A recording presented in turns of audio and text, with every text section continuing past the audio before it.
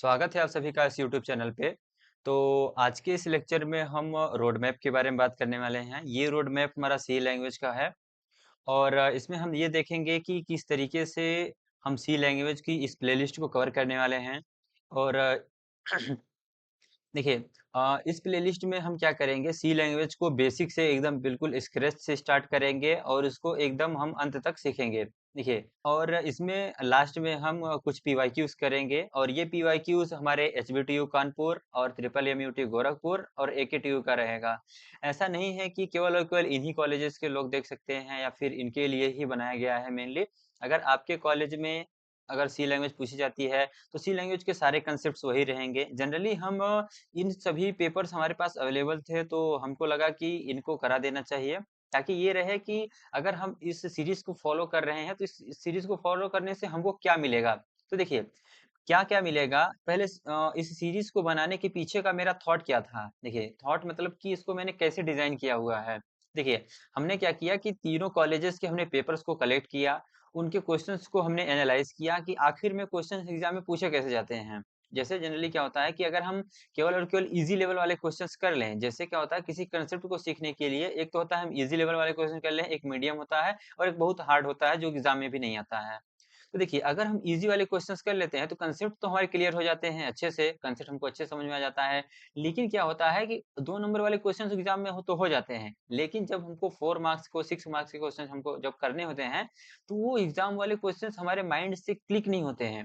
ऐसा लग रहा होता है कि हाँ यार, ऐसे हम इसे हम कर सकते हैं क्योंकि लगभग सिमिलर टाइप के होते हैं, लेकिन क्या होता होता है कि उसको हमको प्रैक्टिस में लाना होता है। तो देखिए, हमने क्या किया हुआ है कि हमने जितने भी अपने वीडियो लेक्चर में इस सीरीज में जितने भी हमने क्वेश्चंस को लिया हुआ है, ये सीरीज में लगभग 200 क्वेश्चंस के आसपास को हमने रखा हुआ है, क्योंकि हर एक लेक्चर में कम से कम 15 क्वेश्चन 16 क्वेश्चंस हो जाते थे, जिसमें हमने 12-13 क्वेश्चंस को तो खुद ही अच्छे से सॉल्व कराया हुआ है। बाकी 2-3 आपको होमवर्क में दे दिया जाता था और इसको अगले वीडियो में हम अच्छे से कवर करते हैं। क्लियर है? इस तरीके से हमारा ये सीरीज चला है। और देखिए, जब हम किसी कंसेप्ट को सीखते हैं तो उसके जो इनिशियल क्वेश्चन स्टेजेस के रहते हैं, इजी लेवल वाले क्वेश्चंस जो हमको समझने में हेल्प करते हैं, वो हमारे डायरेक्ट एग्जाम में आते नहीं हैं। अगर हम उन्हीं को समझ लें, उन्हीं क्वेश्चंस को कर लें अच्छे से पूरी तरीके से, फिर भी हमारे एग्जाम में क्वेश्चंस नहीं बनेंगे। यही होता है जनरली। अगर हम इजी लेवल वाले क्वेश्चंस कर लें तो हमको लगता है कंसेप्ट तो हमको आ गया, लेकिन हम उसको हल नहीं कर पाते हैं। क्यों? क्योंकि हमको वो प्रैक्टिस में नहीं आया हुआ है। तो उन सभी अच्छे लेवल वाले क्वेश्चंस को हम प्रैक्टिस करेंगे। और देखिए, अगर आपको हम यूँ कहें कि हमने क्या किया हुआ है, पीवाईक्यू को ही अपने ही वीडियो में सॉल्व कराया है, या फिर यूँ कहें कि हमने जो सॉल्व कराया है वही पीवाईक्यू में आया है। इनफैक्ट ये कह सकते हैं कि हमने उनको अच्छे से एनालाइज़ किया और उन्हीं क्वेश्चंस को अपने ही वीडियो लेक्चर में पहले सॉल्व करा लिया है। मतलब हर एक लेक्चर में जब हम हर एक टॉपिक को पढ़ते चलेंगे, तो जितने भी हमारे पीवाईक्यू आए रहेंगे, उनको हम अपने ही इस भी वीडियो लेक्चर में कवर करते चलेंगे। ताकि जब लास्ट डे में हम उन सभी को जो यूनिवर्सिटीज़ के, कॉलेजेस के जब पेपर को हम सॉल्व करें, तो हमको ये फ़ील आए कि यार ये तो हमने अपने वीडियो लेक्चर में ही सॉल्व कर लिया था। मतलब हमने जब इस चैप्टर्स को हम जब पढ़ रहे थे, तभी हमने उनको क्वेश्चंस को सॉल्व कर लिया था। क्लियर है? तो यही हमारी स्ट्रेटजी होने वाली है, क्योंकि हमने पेपर्स को अच्छे से एनालाइज़ किया है कि किस तरीके से पेपर्स हमारे क्वेश्चंस आ रहे हैं और हमको किस तरीके से उसका सॉल्यूशन देना है। क्लियर है? और इस सीरीज़ में हमको अगर देखिए, अगर हम पीडीएफ चाहिए होगा, जैसे किसी को पीडीएफ नोट्स चाहिए होता है, अगर बनाते भी हैं तो होता नहीं कि एग्ज़ाम टाइम में अगर हमने पीडीएफ नहीं, अगर हमने नोट्स नहीं बनाया है, काफ़ी लोग नहीं बनाते हैं, तो उनके लिए क्या है कि हम इस स्लाइड से जो आप पढ़ रहे हैं, इसका आपको स्लाइड नोट्स मिल जाएगा और उसके साथ-साथ आपको एक पीडीएफ ऐसा नोट्स मिलेगा जिसमें काफ़ी अच्छे से डिटेल में ज लिखा रहेगा। आप उसका यूज़ करके एग्ज़ाम में अच्छे से लिख पाएँगे। क्योंकि क्या होता है, स्लाइड्स में अगर हम पूरी की पूरी डिटेल लिख दें तो अच्छा नहीं होगा, क्योंकि हम समझाएँगे क्या उसमें, क्योंकि पूरा-पूरा तो लिखा ही रहेगा। तो इस तरीके से उसमें पूरी की पूरी एक्सप्लेनेशन रहेगी, ताकि आप वहाँ से देख कर के उसको अच्छे से लिख सकें। और इन सभी पीडीएफ का लिंक आपको डिस्क्रिप्शन में मिल जाएगा। क्लियर है? और ये क्या हुआ, एक स्लाइड नोट्स हो गया, एक हमारा जो पीडीएफ नोट्स हो गया, और एक और इस टाइप का आपको मिलेगा। वो क्या है कि उसको हमने अच्छे से, मतलब आप यूँ समझ लीजिए, माइंड मैप समझ लीजिए, या फिर यूँ समझिए कि पूरा का पूरा जो रिकॉलिंग होता है, एक ही एक ही पेज से हो जाएगा। उसको आप माइंड मैप ही समझिए। क्योंकि देखिए, हमने क्या किया हुआ था, जब इसको सीरीज़ को जब स्टार्ट किया तो हमको लगा कुछ न कुछ हमको मतलब अच्छा करना चाहिए। तो इसके लिए हमने चैट जीपीटी का सब्सक्रिप्शन लिया और हम उसी से क्या किए हैं, इमेज जनरेट कराए हैं। इमेज जनरेट मतलब माइंड मैप, कि एक सिंगल पेपर से, मतलब एक सिंगल आपको पीडीएफ मिलेगा, उसी पीडीएफ में एक चैप्टर के सारे कंसेप्ट, जितना भी आप उस कंसेप्ट के उससे रिलेटेड जितना भी कंसेप्ट हो सकेगा, एग्जाम्पल हो सकेंगे थोड़े बहुत, उस सारे के सारे एक ही पेज में आपको वहीं पर देखने को मिलेंगे। क्लियर है? तो ये सारी चीजें आपको मिलेंगी आपके डिस्क्रिप्शन में इस सीरीज के हर एक चैप्टर के दौरान। क्लियर है? तो इस सीरीज को आप ध्यान दीजिएगा, और आपके अगर कॉलेज में है तो आप अच्छे से इसमें पढ़ाई कर सकते हैं। बिलीव मी, आपको जब ये आप लास्ट लेक्चर में होंगे, जब आप इस पूरी सीरीज को कंप्लीट कर रहे होंगे, तो आपको लगेगा कि काफी ज्यादा अच्छा है, क्योंकि अगर आप कहीं और से भी पढ़ेंगे, या फिर कहीं अच्छे मतलब कोचिंग से पढ़ेंगे, या फिर अच्छे किसी अच्छे प्लेटफॉर्म से पढ़ेंगे, या फिर कहीं और से पढ़ेंगे, तो आपको लगेगा कि नहीं, क्वेश्चंस काफी अच्छे लेवल के हैं। अच्छे लेवल इट मीन्स कि जो लीड कोड पे कराए जाते हैं, अगर आप लोग कर रहे होंगे तो ठीक है, नहीं है तो आप आगे जाकर के देखेंगे, उनके भी क्वेश्चंस मैंने थोड़े बहुत रखे हैं। बाकी हम उसमें आपको कराते समय ये बताए भी हैं कि ये सभी क्वेश्चंस नहीं आएंगे, क्योंकि एक आध क्वेश्चंस हमने रख लिया है, क्योंकि किसी को रहता है कि हम अच्छे लेवल के क्वेश्चंस करें, तो हमने इसको बताया भी हुआ है कि ये शायद एग्जाम में ऐसे क्वेश्चंस नहीं आ सकते हैं, लेकिन आपको समझने के लिए अगर आपकी इच्छा हो तो आप लास्ट में एक आध क्वेश्चन हमने हर एक चैप्टर्स में रखा हुआ है। क्लियर है? ताकि वो होता नहीं कि कुछ लोग होते हैं कि मतलब उनको रहता है कि हम कुछ थोड़े थोड़े शायद इससे अच्छे भी टॉपिक्स के क्वेश्चंस को हल करें। मतलब देखिए, कंसेप्ट वही रहते हैं, सारी चीजें वही रहती हैं, बस केवल हमको थिंकिंग जो एबिलिटी होती है, हमारी जो सोचने की जो क्षमता होती है, वही हमको थोड़ा थोड़ा बढ़ाना होता है। बाकी यही सारी चीजें, क्योंकि देखिए, माना जाता है कि आप अगर सी लैंग्वेज पढ़ लेते हैं तो सारी चीजें कवर हो जाती हैं। क्यों? क्योंकि मैं बताता हूँ, देखिए, अगर देखिए, क्योंकि सी लैंग्वेज सबसे पुरानी लैंग्वेज है। अगर आप सी लैंग्वेज सीख लेते हैं, तो जो सी लैंग्वेज के बाद हमारी सी प्लस प्लस लैंग्वेज है, जावा है और जावा स्क्रिप्ट है, इन सभी के जो कोर लॉजिक होते हैं, जैसे लूप है, तो लूप सी लैंग्वेज में भी है, लूप पाइथन में भी है, लूप जावा में भी है, जावा स्क्रिप्ट में भी है, सी प्लस प्लस में भी है। तो सोचिए, अगर आप एक जगह पर लूप का कंडीशन कैसे वो चलता है, मैंने एक एग्जांपल लिया है लूप का, अगर आप उसको सीख लेते हैं, तो हर जगह किसी भी आप चाहे किसी भी लैंग्वेज में जाएंगे, हर एक लैंग्वेज में हर वही सेम चीजें होती हैं, सेम कंसेप्ट होता है लूप का। बस थोड़ा बहुत उसका बेसिक सिंटेक्स बदल जाता है, बाकी नेचर वही रहता है लूप का, क्योंकि लूप का नेचर क्या होता है, बार बार रिपीट करना, तो वो नेचर उसका वैसा ही रहता है। इफ एल्स कंडीशंस, सारी चीजें वैसी होती हैं, बस केवल नेम चेंज हो जाता है, थोड़ी उसकी कैरेक्टरिस्टिक चेंज हो जाते हैं। जैसे एरे हमारे जावास्क्रिप्ट में भी है, तो एरे हमारा सी प्लस प्लस में भी है, तो हर जगह पर ये सारी चीजें सेम रहने वाली हैं, बस उनके थोड़े थोड़े नेचर चेंज हो जाते हैं। और बस यही है। तो चलिए, आज के लेक्चर को हम स्टार्ट करते हैं। इस सीरीज को फॉलो करिए, और प्यार दीजिएगा इस चैनल को। तो आज के इस लेक्चर में हम रोड मैप के बारे में डिस्कशन करेंगे। मतलब हर लेक्चर में क्या क्या टॉपिक्स को कवर करते हुए हम आगे सी लैंग्वेज को कंप्लीट करेंगे। तो ये हमारा है C language introduction to C programming. इसमें हम क्या क्या करेंगे, देखिए, अगर हम रोड मैप के बारे में डिस्कशन कर रहे हैं तो आपको पता होगा कि हम एकदम बेसिक से स्टार्ट करेंगे और एडवांस तक लेकर के चलेंगे। एकदम बेसिक से स्टार्ट करेंगे, सबसे पहले हम जानेंगे कंप्यूटर फंडामेंटल्स, क्योंकि हम कंप्यूटर्स के जितने भी टर्मिनोलॉजी हैं, क्या होती हैं, इन सभी चीज़ों को एकदम बेसिक से स्टार्ट करेंगे। और ये सारी जितनी चीज़ें हैं, ये आपके कॉलेज कॉलेज एग्ज़ाम्स हो चाहे, तो कहीं पर भी आपको बहुत ज़्यादा चीज़ें ज़रूरत पड़ती हैं इन सभी चीज़ों की। तो चलिए, हम इसमें देखते हैं। सबसे पहले हम देखेंगे कंप्यूटर फंडामेंटल्स। कंप्यूटर फंडामेंटल्स में हम कंप्यूटर के कंपोनेंट्स, जैसे कि इनपुट डिवाइस क्या होता है, आउटपुट डिवाइस क्या होता है, और कंप्यूटर्स कैसे वर्क करता है। जैसे कि हम किसी भी कंप्यूटर्स को इंस्ट्रक्शन देते हैं और फिर वो कैसे आउटपुट आता है। प्रोग्राम को एग्जीक्यूट करने का प्रोसेस क्या होता है, हम कैसे प्रोग्राम को, डाटा को कंप्यूटर में भेज सेंड करते हैं, और उसमें कैसे प्रोसेसिंग होता है, स्टोरेज क्या होता है, रैम रोम, ये हमारी मेमोरीज क्या होती हैं, इन सब में हम पढ़ेंगे, कंप्यूटर्स फंडामेंटल में हम पढ़ेंगे। और टाइप्स ऑफ लैंग्वेज, जैसे कि ये लैंग्वेज क्या होती है, जैसे कि जो स्टार्टिंग में थी वो पहले मशीन लैंग्वेज थी, ये लो लेवल लैंग्वेज है। लो लेवल लैंग्वेज उन सभी लैंग्वेजेस को कहते हैं जो हमारे कंप्यूटर हार्डवेयर के काफ़ी ज़्यादा करीब होती हैं। जैसे जिसमें हम कंप्यूटर से केवल और केवल जीरो और वन को समझता है। तो ये जो जितनी भी लैंग्वेज होती है जो हमारे हार्डवेयर के सबसे करीब होती है, उसे हम लो लेवल लैंग्वेज कहते हैं। तो इसमें हम बहुत सारी लैंग्वेजेस को पढ़ेंगे। जैसे कि जब स्टार्टिंग में लो लेवल लैंग्वेज आई, तो उन सबको लिखना बहुत ज़्यादा कठिन होता था, क्योंकि जनरली डेवलपर्स उनको कठिन होता है, वो लिख नहीं पाते हैं। तो उनको धीरे धीरे मॉडिफाई किया गया, तो असेंबली लैंग्वेज आया।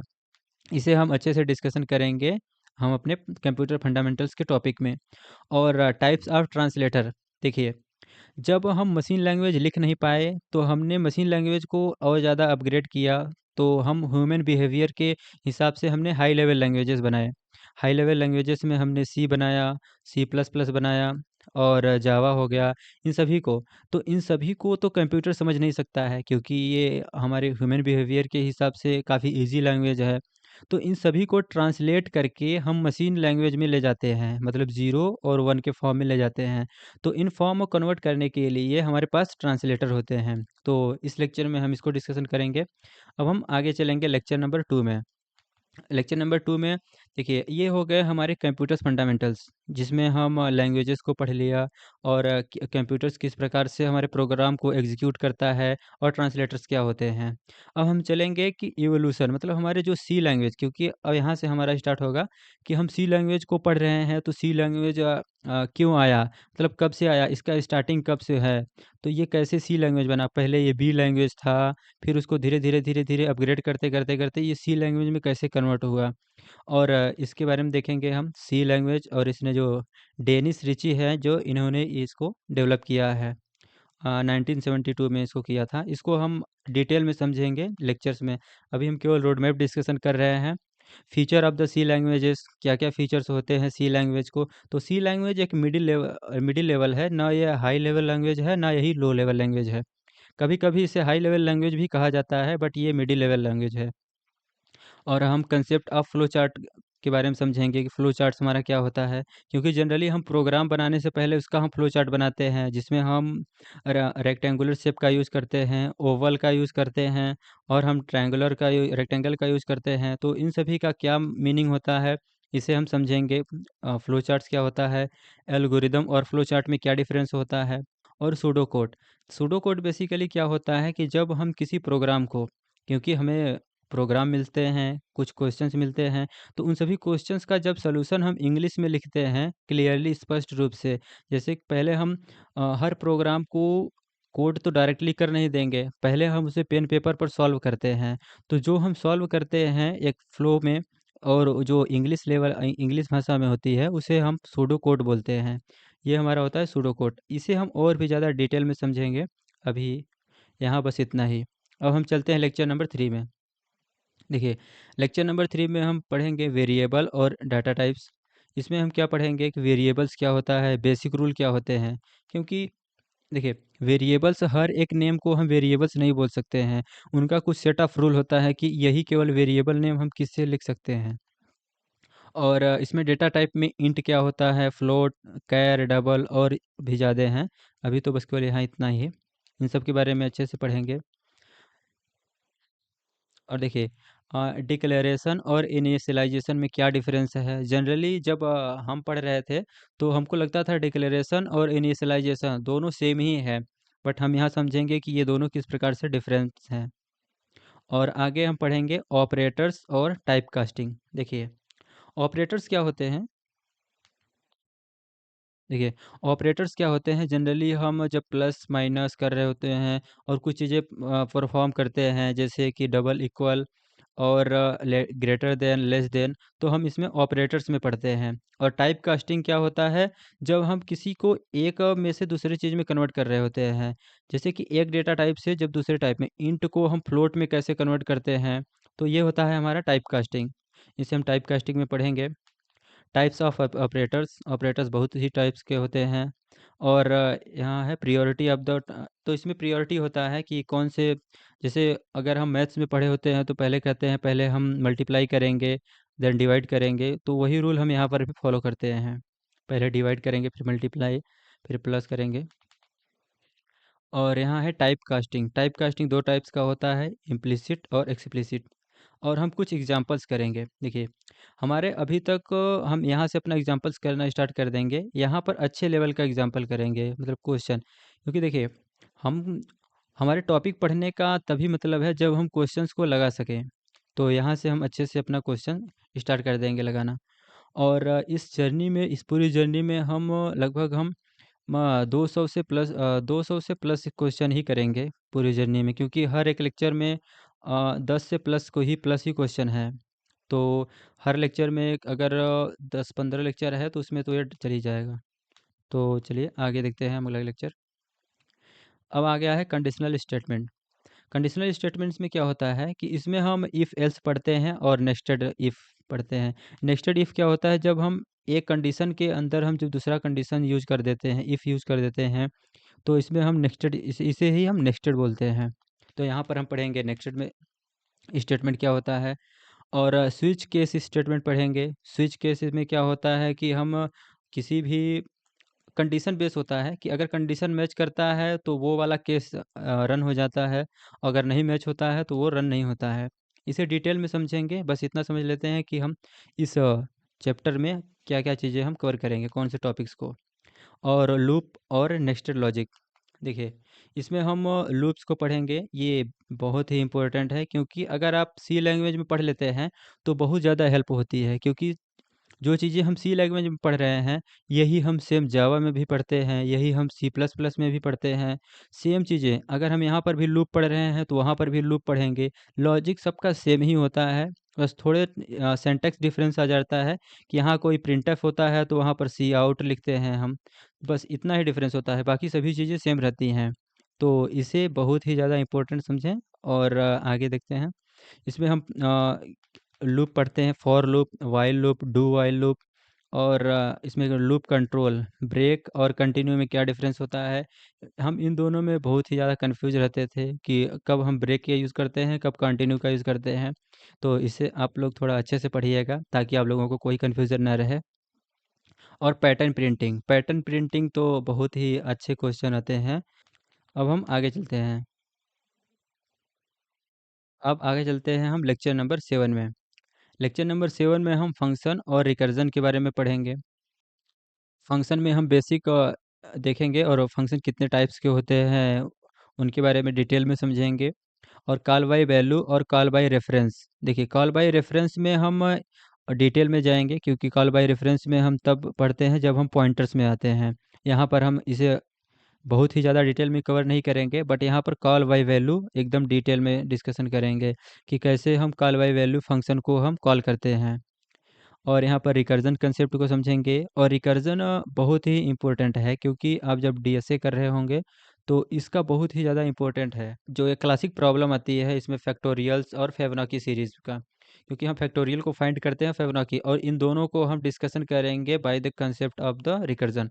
इसे हम रिकर्जन के कंसेप्ट से अच्छे से डिटेल में डिस्कशन करेंगे। एरे और उसके ऑपरेशन, ये थोड़ा अच्छा है, क्योंकि हम इसमें पढ़ेंगे एरे ट्रेवर्सल। ट्रेवर्सल क्या होता है, जब हम किसी भी हर एक एलिमेंट पर जाकर के हम सर्च कर रहे होते हैं तो इसे हम ट्रेवर्सल बोलते हैं, कि हर एक एलिमेंट पर जाकर के उसे एक्सेस करना। इंडेक्सिंग पढ़ेंगे, इंसर्शन डिलीशन और इसके ऑपरेशंस के बारे में पढ़ेंगे। देखिए इंसर्शन, डिलीशन और सर्चिंग, सॉर्टिंग, ये सभी एरे के ऑपरेशन हैं ट्रेवर्सल। इन सभी के बारे में डिटेल में पढ़ेंगे, और हम कुछ क्वेश्चन प्रैक्टिस करेंगे। ये हमारा लेक्चर नंबर 8 में हुआ। अब हम चलते हैं लेक्चर नंबर 9 में। देखिए लेक्चर नंबर 9 में हम पढ़ेंगे स्ट्रिंग और उसके ऑपरेशंस।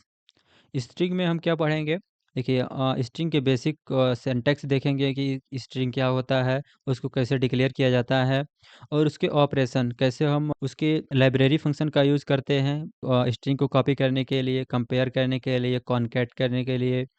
और उसके स्ट्रिंग के लाइब्रेरी फंक्शन जैसे strlen और strcpy, strcompare, जो यहाँ पे है कंपेयर, कॉपी और लेंथ, इन सभी को हम यूज़ करेंगे। और हम उससे कुछ क्वेश्चन देखेंगे। लेक्चर नंबर 10, इसमें हम पॉइंटर्स के बारे में डिस्कशन करेंगे, बेसिक सिंटैक्स देखेंगे क्या होता है, और हम देखेंगे कि पॉइंटर्स को कैसे डिक्लेयर किया जाता है। और इसमें हम देखेंगे कि अर्थमेटिक ऑपरेशन क्या होते हैं, क्योंकि हम p प्लस प्लस कर देते हैं कभी, और कभी माइनस माइनस p करते हैं, तो इनका क्या मीनिंग होता है पॉइंटर्स में। और पॉइंटर्स विथ एरे और पॉइंटर विथ स्ट्रिंग देखेंगे कि हम पॉइंटर्स को कैसे हम एरे के साथ भी यूज़ कर सकते हैं और स्ट्रिंग के साथ भी। और पॉइंटर टू पॉइंटर, पॉइंटर का ही यूज़ हम पॉइंटर्स के साथ कैसे करते हैं। और पॉइंटर टू फंक्शन, ये बहुत ही अच्छा कंसेप्ट है, इसे हम बहुत ही ज़्यादा डिटेल में डिस्कशन करेंगे। अब आगे चलते हैं लेक्चर नंबर 11 में। लेक्चर नंबर 11 इससे हम स्ट्रक्चर के बारे में पढ़ेंगे कि स्ट्रक्चर क्या होता है। इसमें देखिए स्ट्रक्चर को बेसिक डिक्लेरेशन कैसे किया जाता है, क्योंकि हर एक डेटा स्ट्रक्चर को हम डिक्लेयर ही कर रहे होते हैं। इसमें हम समझेंगे कि इसके मेंबर को हम कैसे एक्सेस करते हैं, क्योंकि सारी चीज़ें अगर स्ट्रक्चर के अंदर रखी हुई हैं तो उनमें से हम कैसे उसका एक्सेस करेंगे। और हम स्ट्रक्चर का यूज़ करेंगे एरे के साथ, पॉइंटर्स के साथ, पॉइंटर विथ स्ट्रक्चर, और हम बेसिक एग्जांपल्स देखेंगे और क्वेश्चन प्रैक्टिस करेंगे। इसमें देखिए क्वेश्चन प्रैक्टिस ही मोस्ट इम्पोर्टेंट है, क्योंकि हम चीज़ों को सीखने के बाद क्वेश्चन ही करते हैं, तो क्वेश्चन इसका मेन पार्ट रहेगा और हम क्वेश्चन से ही चीज़ों को सीख रहे होंगे। थ्योरी तो बस केवल और केवल एक है कि बेसिक अंडरस्टैंडिंग हो जाए कि वो कैसे चीज़ें हो रही होती हैं। देखिए, और फाइल हैंडलिंग में क्या होगा, फाइल हैंडलिंग में देखेंगे कि किस प्रकार से हम फाइल हैंडल करते हैं, रीड कैसे करते हैं, राइट कैसे करते हैं उसे, और आगे हम कुछ उसके क्वेश्चन प्रैक्टिस करेंगे। तो आगे चलते हैं अब। और लेक्चर नंबर 13 इसमें हम डायनेमिक मेमोरी में पढ़ेंगे क्या, मेलॉक, कैलॉक और रीएलॉक और फ्री, इन सभी 4 फंक्शन के बारे में अच्छे से डिटेल में समझेंगे। उसके बाद हम देखेंगे एग्ज़ाम इम oriented question, 30 most important question करेंगे जो बहुत ही ज़्यादा इम्पोर्टेंट होते हैं। इसमें हम 30 एग्ज़ाम ओरिएंटेड क्वेश्चन देखेंगे जो भी हमारे यूनिवर्सिटीज़ में और कॉलेज में पूछे जाते हैं, उन सब का रहेगा। अगर आप ये 30 क्वेश्चन कर लेते हैं तो आपके सारे टॉपिक्स रिवाइज हो जाएंगे। मतलब लेक्चर नंबर 1 से लेकर के आप 20 तक, जितना भी 13 तक आप जितना भी पढ़े रहेंगे वो सभी चीज़ें इसमें रिवाइज हो जाएंगी। तो ये बहुत ही इंपॉर्टेंट क्वेश्चन होने वाला है। और इसके बाद हम क्या करेंगे, पेपर सॉल्यूशन करेंगे। तो यहाँ पर हम करेंगे पेपर सॉल्यूशन। हम इसमें देखेंगे कि एमएमयूटी जो गोरखपुर साइड में है, और एकेटीयू, जितने भी एकेटीयू के पेपर्स रहेंगे उन्हें हम सॉल्यूशन करेंगे, और एचबीटीयू जो कानपुर में यूनिवर्सिटी है, इन सभी क्वेश्चंस को सॉल्यूशन के रूप में देखेंगे। देखिए, सारी जितनी भी यूनिवर्सिटी होती है वो सेम ही पैटर्न पर क्वेश्चन पूछ रहे होते हैं। ऐसा नहीं है कि सिलेबस के बाहर का क्वेश्चन आएगा। तो अगर आप एक आध दो यूनिवर्सिटी का क्वेश्चन देखेंगे तो वो सारी लगभग सेम ही रहती हैं। इसमें हम एक एक पेपर का सॉल्यूशन देखेंगे और हम देखेंगे कि किस प्रकार से इनमें क्वेश्चन पूछे जाते हैं। अगर आप इनमें से किसी भी यूनिवर्सिटी में हैं चाहे हैं तो आपके पेपर का सॉल्यूशन हम करेंगे। और कहीं से भी हों आप, अगर आपके कॉलेज में सी लैंग्वेज पूछा जाता है तो आप इजीली पढ़ सकते हैं यहाँ से। और ये रहा हमारा रोड मैप कि हम कैसे लेक्चर नंबर 1 से लेकर के लेक्चर नंबर 13 तक आएंगे डायनेमिक मेमोरी एलोकेशन पर। और ये रहे हमारे topics, computer fundamentals, translators, variable, data type, मतलब जितने भी हम इसमें हैं। आज लेक्चर नंबर 4 है हमारा ऑपरेटर्स, टाइप कास्टिंग है, लेक्चर नंबर 5 है कंडीशनल स्टेटमेंट, लूप और pattern printing, function and recursion, और array and operation, and string and उसके ऑपरेशन क्या होते हैं, पॉइंटर्स और उसका ऑपरेशन क्या होता है, स्ट्रक्चर और ऑपरेशन, और फाइल हैंडलिंग और उसके ऑपरेशन क्या होते हैं, और डायनेमिक मेमोरी एलोकेशन, इन सभी को हम डिटेल में डिस्कशन करेंगे। अगर आपको किसी भी लेक्चर से रिलेटेड, चाहे आपको पीडीएफ नोट्स चाहिए हो, चाहे तो स्लाइड नोट्स चाहिए होगा, चाहे तो माइंड मैप चाहिए हो, कोई भी चीज़ें चाहिए होगी आपको मिलेंगी हर एक लेक्चर्स के डिस्क्रिप्शन में। लिंक आपको अवेलेबल होगा, आप वहां जाकर के फ्रीली डाउनलोड कर सकते हैं। अगर आप लोग यहाँ तक देखे हैं इस वीडियो को तो चैनल को सपोर्ट करिए। मिलते हैं किसी और लेक्चर में, तब तक के लिए जय हिंद।